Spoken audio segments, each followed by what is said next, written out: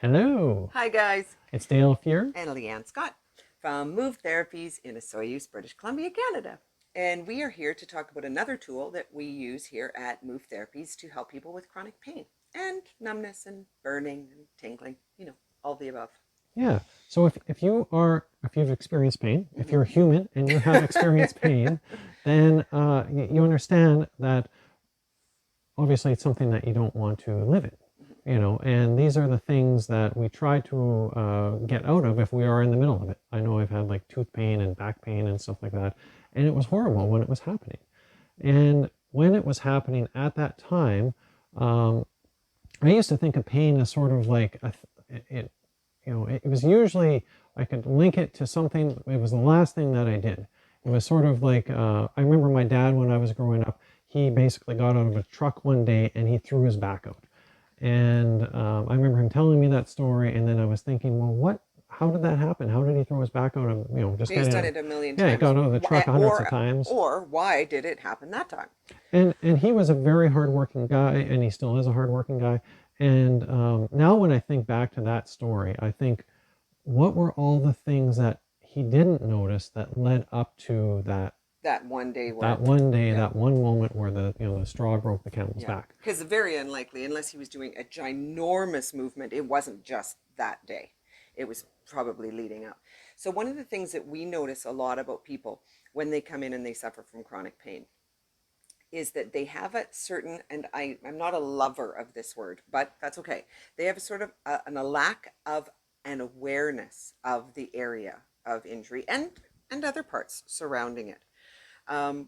What we say is sometimes the area becomes unmapped in the brain, and sometimes it becomes unmapped because of the actual, if it was a huge, like a car accident, a huge injury that was very big at one time, or because you started to not use an area well in terms of your movement, so you stopped using your pelvis when you moved and you used your chest or force, and then things started hurting and hurting, and that pelvis sort of disappeared because you stopped using it. It's not don't lose it or you lose it, but kinda. Yeah, I think the brain is actually saying, don't use that area. We're going to like shut that off, that the Yeah, resources to that there's area or something whatever. wrong, or yeah. So don't trust that area. So we're not going to let you think that you should be using it. Yes, exactly. You know.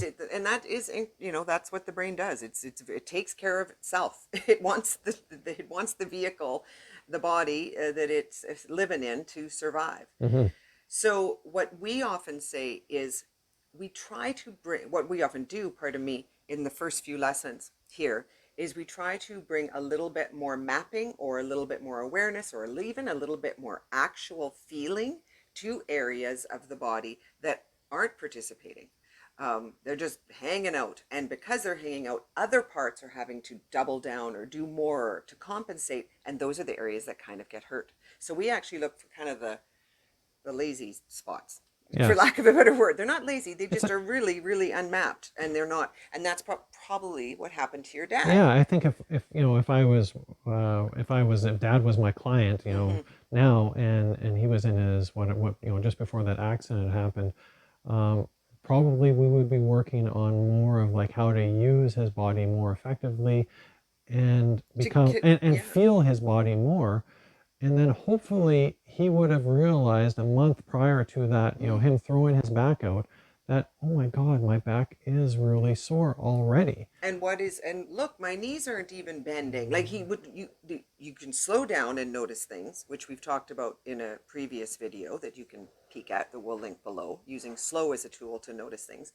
But yeah, if there are parts of you, we're a whole system. We're meant to move, even if it's the slightest bit, everything in every movement. So if there's something that isn't moving, that should be moving in a movement, it needs to get back Yeah. in the game.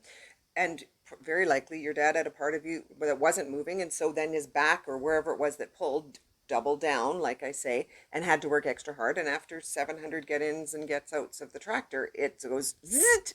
This is not correct. This is not how we do this movement. Yeah, and it shut him down. It shut him Oh, down yeah. for like a month, I think, Yeah. at that time. Yeah. So, So um, that's a way that we work with people here, is we give them a tool of learning, of remapping, of sort of awareing, of feeling parts that in movement that they haven't necessarily felt in a while. And I have to say it can be very gobsmacking. Yeah. You can just be like, oh my gosh. And a perfect example of this is not so much even in movement, even just in stillness. I had a client that I looked down at his legs. He was lying on his back on the table, and his heels were tight together, tight together. His legs were not bad, but his heels were quite snug together, and it seemed unusual for him. Usually his legs kind of hung open a little bit. So I asked him very pointedly, can you tell me how far apart are your heels?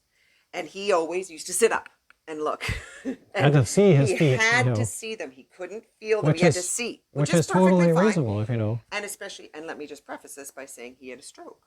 So maybe he did really at this moment have to see. Maybe his feeling or his map to that area was not so clear. So he would sit up. So that day I said, don't sit up, don't look. Just tell me how, if you can, and if you can't feel it, that's okay too. Just tell me that. I said, but tell me how far apart your heels are. And he said approximately 10 to 12 inches.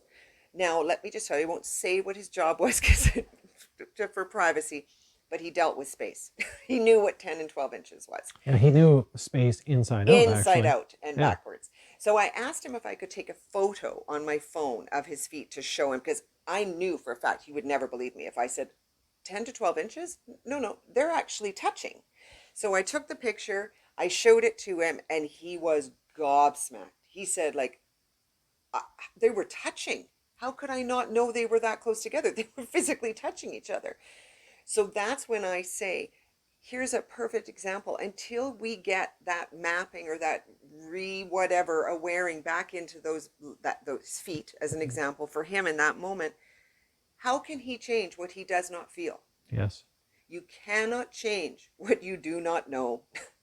And so all the weightlifting and pulling and exercising isn't going to do anything if you truly can't feel it. So that's an example, and it's a very obvious example. So that's why I wanted to use it. But sometimes it's subtler than that. Sometimes you're like, what part of my foot do I feel when I walk or when I stand? Or, oh, is it this part of my hip, but I can feel here, but not here? You know, it's a really garners great pain reduction when you can feel more and you're using everything as a team, because then little things don't get singled out and work hard. And it's really, really good to be able to help things, and you can't help what you do not know. And or feel, yeah. Yeah. So yeah, had my dad felt how his back was feeling or prior, how his legs weren't participating or or whatever how, it was. Yeah. then he probably would have changed things, and then it would have put him on a different path of not being laid up for a month. So it's super, super, super helpful. It helps after in pain reduction, and it helps in the middle of it. It can be a prevention. Really good prevention. It's a I know great it's been tool a to learn. prevention for us. We pick up our son, who is 55 pounds now, And all he's the special time. needs, so we have to carry him and pick him I up. want to continue to pick him up, and if I don't think about how I'm feeling when I go to pick him up, then there's going to be an injury, and it's probably going to be me. And there's also the risk of me not picking him up right and then falling with him or something like that. So if I'm not aware of how I'm feeling and how I'm doing, then it can be a safety risk, plus it could cause me an injury, cause him an injury. So it's quite important for us to feel these things. The more you know, the more you know. So pain is sort of like the last stage of what your body is telling you. Right. There's many other points before that, usually, unless you get hit by a car or something drops on your head or something. Right. But normally you can feel where this is going and then hopefully prevent it from getting to that high pain spot. And those are one of the tools that when we work with clients every day, all day, with every client, is awareing or mapping or feel this, do you feel that? It's thoughtful and it's skillful, and it's really, really helpful, and can stop possible injuries from happening. It can even sort of help when they come in because they're kind of injured or a little bit in pain or whatever, even a lot.